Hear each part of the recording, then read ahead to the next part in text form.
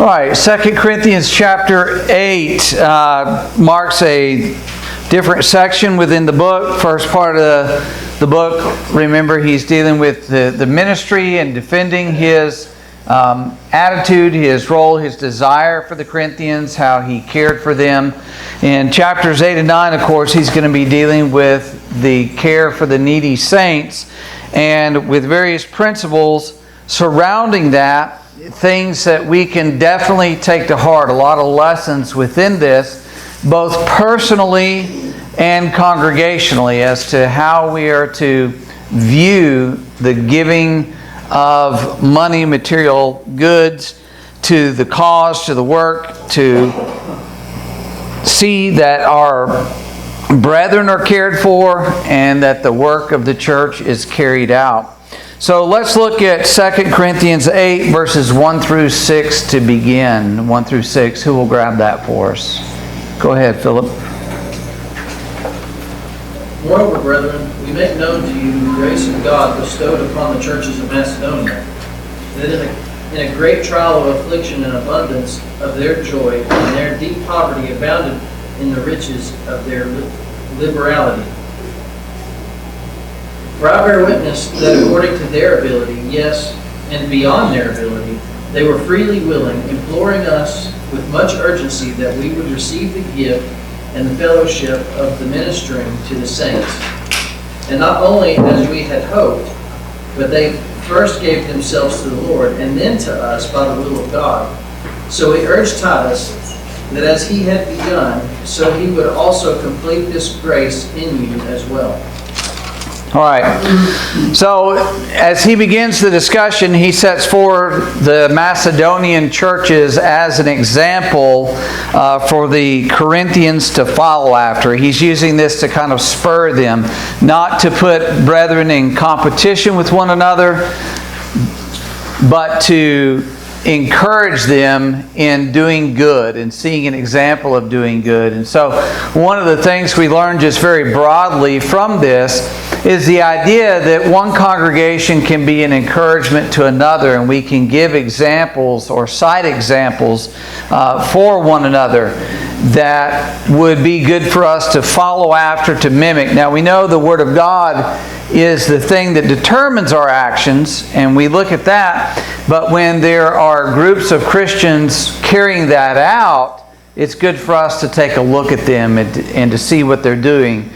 Even though they are an independent, autonomous work, it's perfectly appropriate for us to look at examples, to draw encouragement, to have communication with, and to be mindful that we can be an example to others as well, as people may visit us or brethren here may go somewhere else and share, what's happening in the congregation here. Mike. I think we saw a lot of that here in the COVID issue. People were calling, what's your congregation doing? Why are they doing it this way? And, just to kind of get ideas on how we're going to handle this. Right. That it happens in that. Sometimes brethren will confer with others, not in the local congregation, about here's the situation we got. What would you recommend? Have you all ever run into anything like this before? Things like that. So here's a positive example of Christians who were doing an excellent job of living out the principles and the commands of the Lord and of the apostle here. So to begin with, let's think about this, that God had blessed the Macedonian churches. Now, the Macedonian churches consisted of what churches that we know of? Do you remember anything about Macedonia in the book of Acts? The Macedonian call. Where did Paul end up when he received that Macedonian call?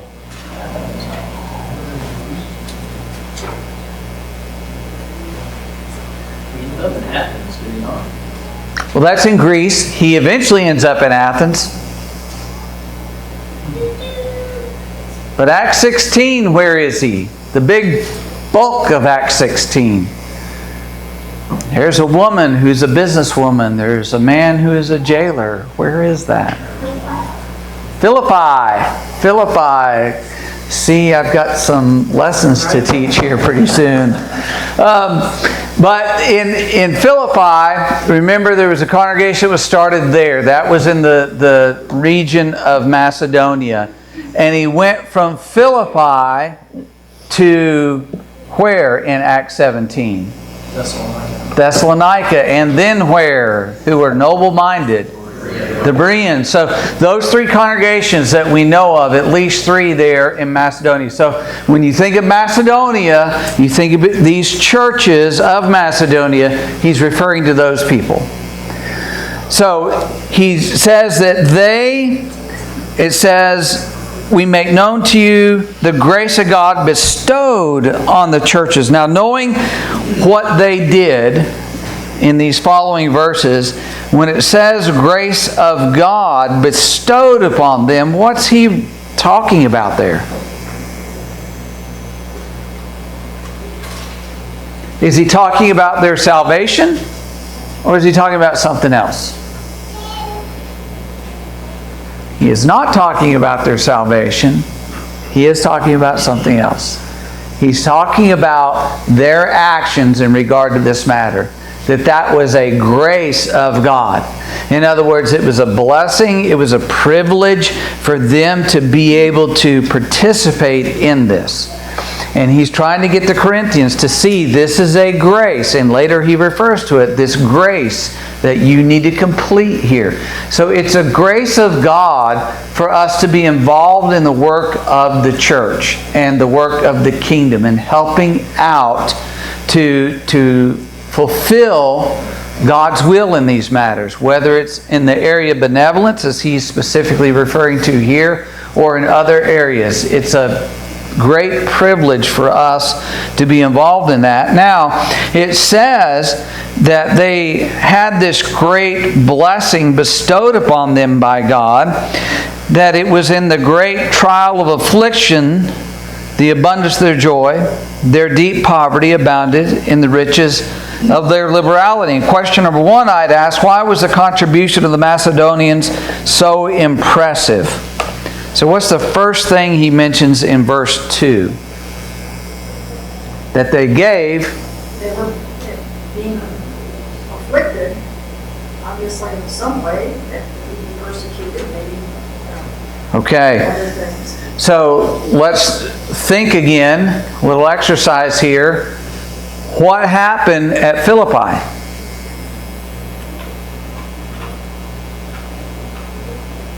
What happened with Paul and Silas? Okay, they were imprisoned. And remember that in Acts chapter 16, if you just take a quick peek there, Acts 16 verse 40, the last verse, says that they went out of the prison, entered the house of Lydia, and when they had seen the brethren, they encouraged them and departed. Now you think about, this is a new congregation. They're babes in Christ. The leader, Paul and Silas, one of the main guys with Paul, they had been beaten, they had been arrested without proper trial or anything like that.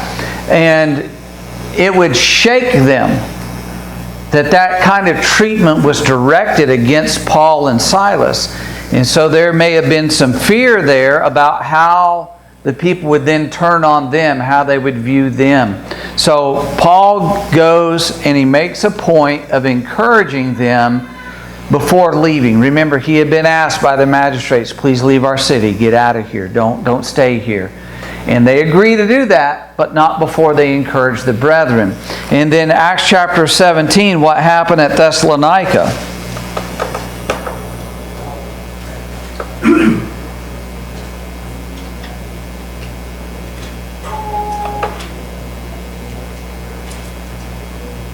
Acts 17, verses 5 through 9. They formed a mob there, verse 5, set the city in an uproar and attacked the house of Jesus. Okay, so there are Jews there who don't like what Paul's teaching, and they go on the attack, and they go to the house of Jason. Remember, they were looking for Paul. They couldn't find him. They got Jason. They took him before the authorities. Then they took a security from him. Basically, he paid bond, if you will. So they went on the attack. And then the same thing happened in Berea. The Jews from Thessalonica found out what was going on. They went down to Berea and they caused a stink there. And that's when Paul goes on to Athens, as was mentioned a while ago. So they face these conflicts that the book of Acts records for us. If you go over to Philippians and to Thessalonians, 1 Thessalonians, you see where he records in there, he mentions in there about this conflict, about them receiving the Word of God in conflict. And so this affliction probably has to do with this persecution, the opposition that they're facing beyond just simply the poverty that they're in. But it says they're in this great trial of affliction back in 2 Corinthians 8 verse 2. But they also have this poverty. When you think of it here, when it says deep poverty, what do you think of? Let me ask you this. What's poor? What is poor? What is it to be poor? You don't have the resources to meet everyday needs. Okay. Your resources are very meager. Your daily needs are either not being met or they're barely being met. Like, instead of eating 3 square meals and being able to snack in between, and you end up throwing food out because you forgot it in the fridge for 3 days, and you're like, well, that's no good anymore. I need to toss it out. And I know some of you go a week or two, but people who are poor, like genuinely poor, don't do that. They eat whatever food they've got before it goes bad. So being poor is this lacking of material resources. Clint, do you have something to add to that? Anybody else? Who's been to a third world country? Okay. What is poverty? I'll tell you right now, it's not in the United States. Poverty is not here. Okay, when you look at the world scale of what people have, what people don't have, it is not in the United States. Yes, people don't have things in the United States, and there are income disparities and material possession disparities, but it's not like in the third world. The closest thing to the third world here is when you see these homeless encampments and things like that. But that is generally not because of poverty. That's because of lifestyle choices or mental illnesses that people have are afflicted with and things like that. Over in the third world, when you have like cardboard or sheet metal that they set up a little shanty that they can get out of the weather for a little bit, that's because they don't have anything. It's not because they're drug addicts. It's not because they're mentally ill. It's because they have nothing. There's no hope of getting a job. They can't support their families, and they're just going to the dump. Literally, I've seen it. People in the Philippines and Manila live on a dump because that's where they can get stuff. They can get food. They can get scraps for houses, or they can get clothing out of there, and they literally live on a dump. Now that to me is poverty. I don't know what the Macedonians were involved in, but it's not like, well, they couldn't go get a pizza tonight. That wasn't what this is. This is where they are barely getting by day to day in their life to afford food and clothing and shelter, the basic needs of life. Was there something else? Do you have something, Cambry? No, I was just going to say I've been to Haiti and I've seen what you're talking about. They literally live in like a metal, what looks like a metal box because they don't have anything else. Right, and they've just pieced it together. They don't even have authority over there either. Their whole country's run by gangs. Right. Yeah, some places that's exactly how it is. There is essentially lawlessness, or there are warlords in some places. And so I just want us to really have in mind here what Paul is conveying, that in their deep poverty, that these people have meager existence as far as material goods are concerned.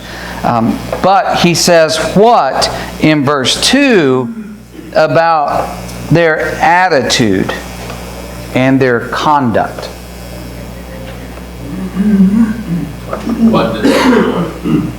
Abundance of joy.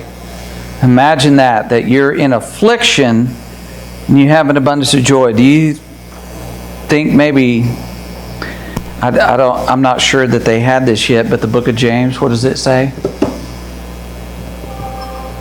Count of, yes, when you fall into various trials, very good. Yes. So these brethren are that living example of they're in these trials and they still have this great joy in them. What an attitude to have. Generally, when we get into trials, we tend to go to the negative side. Woe is me, why is this happening? Things like that. They weren't in that mind frame. And in their deep poverty, what's their disposition, their conduct?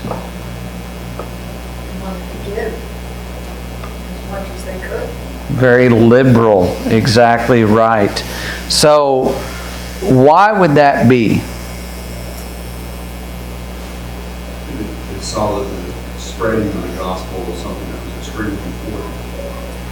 And even with all that they had stirring around them, because they still found that joy and peace, they wanted to share that with others. Okay.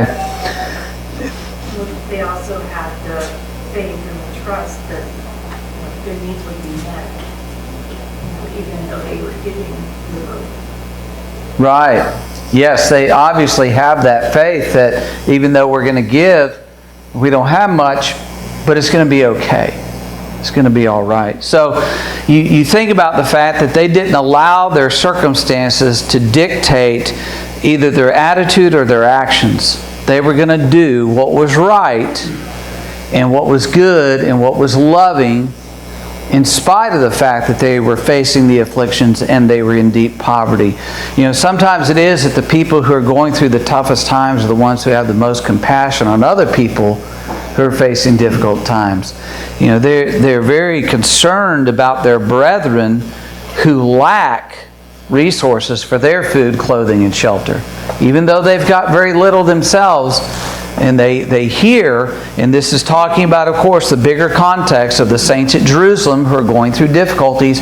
Remember back in Acts 11, it talked about there was a famine coming and how that the brethren needed help, and that's one case of it. This is a different case here, but it's the idea that they heard about the brethren in Judea who were suffering, and even though they had very little and were going through hard times, they had this heart of, hey, we need to help out. We need to give to them. Any other thoughts so far on that? Does this remind you of anyone else in the New Testament? I was thinking about Yeah, the widow with 2 mites in Luke 21. And the Lord commended her because the others had given out of their abundance and she gave out of what she just had, and that was it, her 2 mites there. And so the great attitude here displayed among the Macedonians. Now, what was their attitude, or their, don't know about their attitude, but the extent to which they were willing to go, verse 3.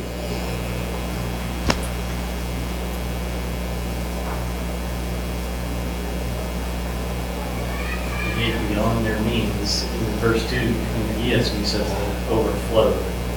So they extended themselves beyond what was maybe even accepted or normal.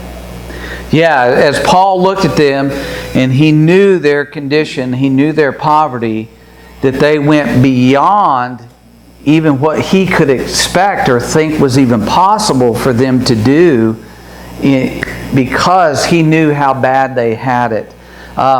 So they gave beyond their ability in his perspective of these things. So, in other words, what they were giving here was a true sacrifice.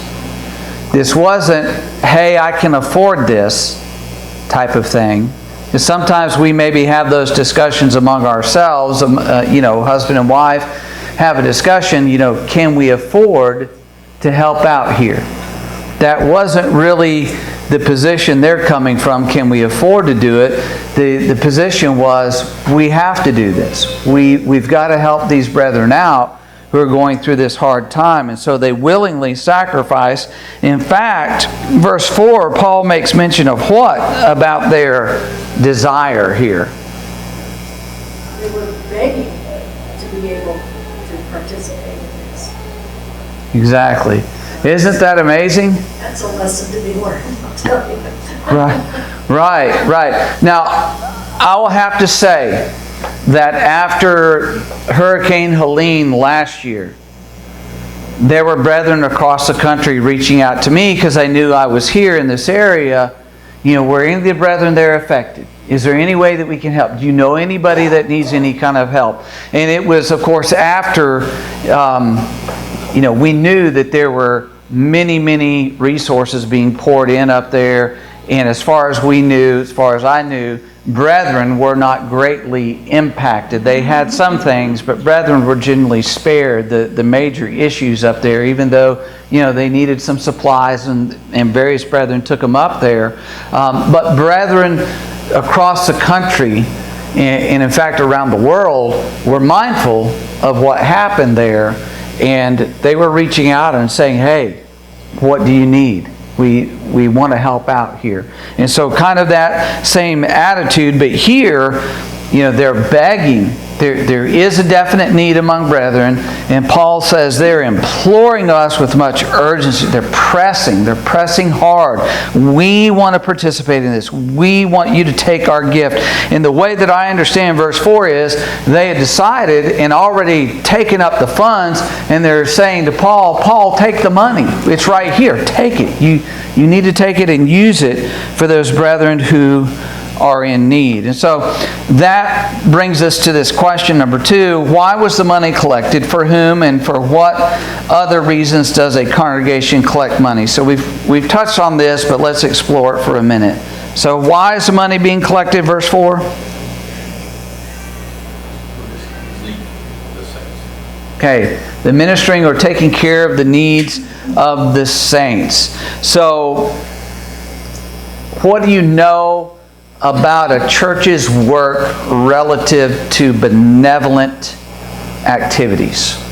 What do we see consistently in the New Testament? And where's maybe another reference to this?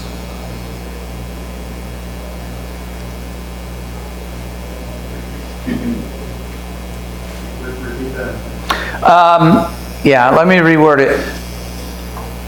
The church, a local church's participation in benevolent activity, so helping out the needy. What's the pattern in the New Testament, and maybe where are some other scriptures that reveal that show it?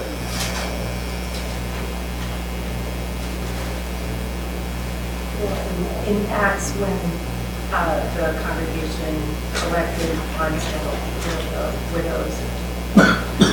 Okay, Acts 6, when there was a dispute between the Hellenists and the Jews, the Hebrews, about the widows being neglected, and they took care of that. They appointed the deacons over that, the 7 men of faith who would oversee that work. So Acts 6, 1-6 is a great one. Ron. Romans 15, 25 and 26. If you have that, read that for us, please. But now I'm going to Jerusalem to minister to the saints, for it pleased those from Macedonia and Achaia to make a certain contribution to the poor among the saints who are in Jerusalem. Okay, so there's a reference to this activity taking place, and it's for the saints at Jerusalem. Philip. Acts 4, 32, where they sell off houses and property to basically help those of the brethren who are in need. Right. Now that's a case of where they're not in deep poverty, and you think about what it would take someone to sell a house or land. You're talking about people who evidently have enough resources where maybe they have another house, which would not be unusual. In fact, there's pretty good evidence that James and John and their family were rather well off because he took her to her house in Jerusalem, but they also had a house up at Capernaum in that area in Galilee. And then also he was familiar to the high priest, which meant he wasn't like just some side person in society. His family was connected. But you think about that, the generosity that it would be if you had, let's say if you had a home here, and then you had a cabin up on Lake James, and you're like, brethren need something, I'm going to sell that cabin at Lake James, and I'm going to give that money to help out the saints in need. That's noble. That is a good thing. That's what they're doing there in Acts 4. Other examples or thoughts there, Ron? 1 Corinthians 16, we often associate that with our contribution, but it goes on and explains that was also, that there would not be a special collection, that the funds would be there available to make a distribution to the saints that were in need at Jerusalem. Yes, and let's please read 1 Corinthians 16, 1-3, because that's in the background. In fact, let's do 1 through 4, because that's in the background of what we have here in 2 Corinthians. Go ahead, Ron. Now concerning the collection for the saints, I have given orders to the churches of Galatia, so you must do also. On the first day of the week, let each one of you lay by something aside, storing up as he may prosper, that there be no collections when I come. And when I come, whomever you approve by your letters, I will send to bear your gift to Jerusalem. But if it is fitting that I go also, they will go with me. Okay, so take up that collection like the churches of Galatia.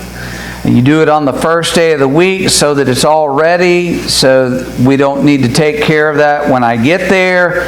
And whoever you approve, that is, whoever you want to represent you, they can bear your gift down to Jerusalem. So, consistently, is talking about this benevolent worker helping out those who are in material need of being the saints. The church is helping them. In fact, 1 Timothy chapter 5 goes so far as to say that the church is the last resort of benevolent help for someone who's in need, for a Christian who's in need. In 1 Timothy 5 verse 16, if any believing man or woman has widows, let them relieve them, and do not let the church be burdened, that it may relieve those who are really widows. And remember, in the context, those who are really widows were basically faithful Christian women who were at least 60 years old, who had conducted themselves honorably, been hospitable, and served in the kingdom well throughout their years, that they were the focus here and to be helped out on a consistent basis. And he's saying here, look, if somebody, a widow has family members that can take care of her, that's where you start, not with the church. The church is the last resort in that. That's how far the New Testament goes in regulating and stipulating who can be helped and who can't be helped. Mike? I would say that that was probably kind of unique in that time period as well, specifically since it was kind of worldwide. I mean, you read in Acts 11, and you had that famine that was worldwide. And then you have these different groups kind of giving to other groups, but only inside of this system, I would say maybe some of that was in the Jewish, but they were more centralized. But to have something all around the world like that, I wonder how unique that was that was happening. Well, one of the things about that is it affected the brethren in Judea more so, like the Acts 11, more so than it did other people. And that could be because down in Judea, the Christians were more isolated and persecuted and shut out from society than in other places where they might have had more resources and access to some things. Philip? Do you know the time frame, the difference, the time between the first letter and the second letter to the Corinthians? It was fairly short, I want to say, and that's part of what comes up in this. When it says a year ago, it probably means last year. And so it could be anywhere from like 2 or 3 months up to 23 months. Just like if we said last year, well, right now, If we said what you did last year, it could have been in February of 24. And so it could be a pretty, or, here in 5 months from now, if we said last year, it could be 2 months ago or 3 months ago, So it's fairly short. I forget exactly kind of the time frame, but it's a fairly short period. But here's the thing about it. This collection and this benevolent work from the church is for the saints who are in need. In other words, the church is not a general benevolence organization that, if people, for instance, in this neighborhood, for some reason, needed financial help, the church cannot do that. Now, we as individuals can do that, and we can reach out to them and help out our neighbor and love our neighbor as we love ourselves. But the church's duty in the area of benevolence is only for saints who are in need. Mike. The time period is between 54 and 55 or 55 and 56, so about a year between the two. Okay. Yeah. All right, so I also asked, what are other reasons for a congregation to collect money? Why do they take up a contribution, as we call it? To support evangelists. And do we have any scripture for that? Philippians 4:16. Okay, Philippians chapter 4. Paul talks about how the Philippians had helped him out. They sent once and again to his necessity after he departed from them. And they had again, in Philippians chapter 4, sent some money to him to help support him in his needs. That's exactly right. 1 Corinthians 9:14, the Lord declared those who preach the gospel should live of the gospel. In fact, they had a right, 1 Corinthians 9, to take about a wife. So rights to take care of their family with support from churches. So support of a preacher and his family is another thing. Is there anything else church can spend money on? And why they need to take up a collection on the first day of the week? Elders. What's that? Elders. Okay, elders can be supported. 1 Timothy 5. Exactly right. They have a right to that. There are very few that I've ever known that have actually been supported. I've known of a few here and there, but A place to meet. place to meet. Do you have any scripture for that? It's implied in Acts, when we talked about Acts 6, that they were helping out, the widows, and they were meeting somewhere so that they could worship together. That's a pattern throughout the entire New Testament, that congregations are meeting somewhere, whether it is a house, place, the tree by the river, but some way, somehow they're meeting together to organize to worship. Okay. Now, I'm not going to go real far down this rabbit trail, but I'm going to hit this real quick, because there are brethren who say, well, you can only meet in a house. And your church building is an extravagant expense, and there's no authority in the New Testament for a church building. Well, 1 Corinthians 11 says in verse 20, therefore, when you come together in one place, it is not to eat the Lord's Supper. Now, they're trying to eat the Lord's Supper. That's what they say they're doing, but remember, they had perverted it. But it says you come together in one place. And what he says here, if you recall this, in verse 22, what do you not have houses to eat and drink in? In other words, the one place where they were coming together was not a house. So he's saying, look, you have houses to go to take care of, eating a meal and doing things like that.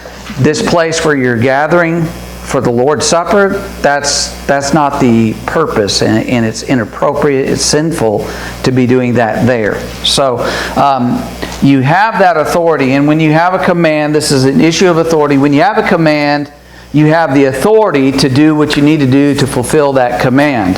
So the general command is to assemble. Well, we have authority then for a building, for lights, for a microphone, things like that. All right. So you've got authority for buildings, teaching materials, things like that, to be able to come together to facilitate the edification of the saints. That's the main thing. The edification of the saints, you have the teaching of the lost, whether it's in this building or we have a website, we spend money on that to get that word out there. So there is a need, 2 Corinthians 8, for the church to gather money in a common treasury to do the work that the church has been given by God, whether that's in benevolence, or that's teaching the lost, or teaching the saved. Anything else on that? Yes. Yes, supporting preachers is a part of that teaching. Exactly right. All right, so I want to ask this. Question number 3. Why were they willing to give? And what lesson can we learn about sacrifice from this? So 2 Corinthians 8 verse 5. Why were they willing to give? Why were they so eager and urgent in this? They put God first. Okay. They put God first. How does it specifically word it there?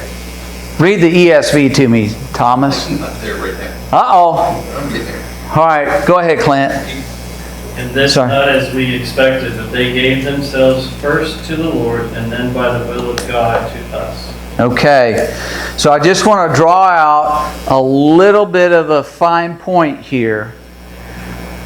They put the Lord first, but the way it words it is they gave themselves to the Lord. And I think that gives it kind of a sharpness to it to understand they had wholly dedicated themselves to the Lord. They were true believers in Jesus Christ and serving Him. So, their lives being based on the devotion to Him, that is what determined their attitude and their actions, and their relationship to the Lord determined their relationship to others who are in the Lord. So how do we view that? Why are we connected to other people through Christ? People are bound by truth. Truth? We're all truth seekers. We want the truth. We don't want to live in a world that we're constantly being told lies to. We want the truth, so it binds us together. Okay, we're bound in the truth. How were they purchased? The blood of Christ. The blood of Christ is what sanctifies us and puts us in fellowship with the Lord. But the blood of Christ also sanctified my brother and put him in fellowship with the Lord. And when he's in fellowship and I'm in fellowship with the Lord, we're in fellowship with each other. 1 John talks about that. But you think about this, they recognized their brothers down in Judea had been purchased by the blood of Christ. That makes them valuable. That makes them dear. That makes me love them. Even though they had never met, they just knew of them. But yet they love them so much they're ready to sacrifice for them. You see, there's an allegiance in the brotherhood of Christ. Verse 6. Verse 6. What does it say about Titus there?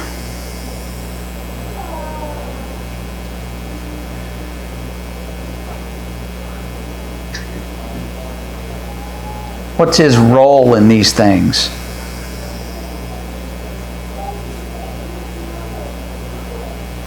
I get the impression he's kind of like there to oversee the process. Okay. He's there to help out, to facilitate, to motivate. And later at the end of the chapter, it brings up Titus again and what he's doing. But what I want to think about is as he's helping to complete that, Titus has a relationship with these brethren there at Corinth and wants them to fulfill what they had committed to before. We'll talk more about that when we get down into it. But these brethren here, the Corinthians, are being given this picture of the Macedonians and how good of an attitude they had. And Paul let's read verses.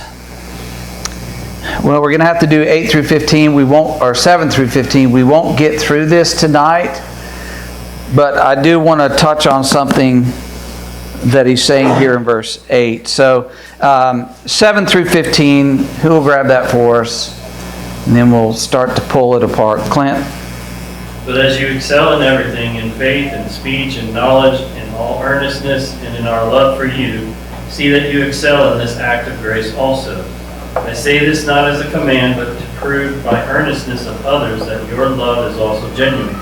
For you know the grace of our Lord Jesus Christ, that is, though he was rich, yet for your sake he became poor, so that you by his poverty might become rich. And in this matter I give my judgment. This benefits you, who a year ago started not only to do this work, but also to desire to do it. So now finish doing it as well, so that your readiness in desiring it may be matched by your completing it out of what you have. For if the readiness is there, it is acceptable according to what a person has, not according to what he does not have. For I do not mean that others should be eased and you burdened, but that as a matter of fairness, your abundance at the present time should supply their need, so that their abundance may be supply their need, that there may be fairness. As it is written, whoever gathered much had nothing left over, and whoever gathered little had no lack. All right. So first of all, he talks there in verse 7 about the Corinthians being abundantly blessed themselves. And he mentions some specific things that relate to spiritual gifts that he talked about in that first letter. So he's saying you're abundantly blessed in these things, and now you need to abound in this grace too. So he's describing it in the same way as the Macedonians were described, that this is a grace of God bestowed upon you. This is something good for you. This is beneficial to you. You need to have gratitude and perspective, and you're in a position to use what God has given you for good. Not only those spiritual gifts, but your material blessings. You need to do this. But he says, verse 8, this thing that sort of trips people up. I speak not by commandment, but I am testing the sincerity of your love by the diligence of others. In other words, some people come at this with, hey, I'm not commanded to give. Was that what Paul's saying? That would contradict 1 Corinthians 16. 1 Corinthians 16 says what, Clint? Give on the first day of the week. So verse 2, on the first day of every week. What does he say before, right before that? As I directed the church of Galatia, so you are also to do. If your CEO, your president, your division manager directs you to do something, is it optional? It is not. Okay? Paul is not saying in 2 Corinthians 8, if you want to, fine. If you don't want to, fine. That's not what he's saying. Verse 7, it seems that he says that you abound in this grace also is a directive. Hey, you need to do this. You jump down to verse 11, but now you also must complete the doing of it. In verse 8, I speak not by commandment, but I am testing the sincerity of your love. I am speaking not only by commandment, but also to test the sincerity of your love. There are not but statements in the New Testament that you see every so often. And it's not excluding one thing to say this other thing is the only thing that matters. What it's doing is diminishing one side to elevate the other. And Paul is approaching this in this way to persuade to their better angels, if you will, to appeal to them. Reach down within you and understand this matters, and you need to be committed, heart and soul. Don't do it as a matter of rote. Don't do it as a matter of mechanical giving. Okay, we just need to do this. Do this because you care. Mike? Well, I think that's what he says in verse 7, and all these other things you're so good at, excel at this as well. Mm-hmm. And so it's not as if it's a commandment to you if you excel at it because you're wanting to do this thing. And so that's kind of how I've always kind of taken that, is that, be just as good at this as you are at these other things, and that's what we're looking for. Ron? Stephen, as you were reading this, I was thinking about this, and I don't know whether this is a correct understanding, but when we think about testing, it's a measurement. We're trying to determine something. And it sounds to me that he is saying, I'm measuring you by the diligence of others, because he's just described others to them and what they were doing. So we might say, well, how do we stack up against others? Right. Is that a correct understanding here? Yes. So it's exactly where I wanted to go.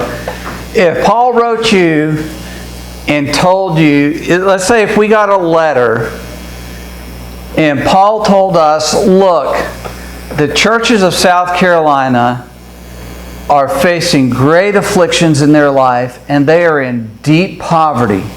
They have very little. And they have given so generously, so liberally, and they have begged us to be able to participate. And then he says, hey, I'm testing the sincerity of your love. What choice do you have? Like, what are you going to look like if you just have coldness and you're numb to that? He's basically put it in a way they can't say no, and their heartstrings are being pulled here. We have to do it. To me, it's very similar to the letter to Philemon.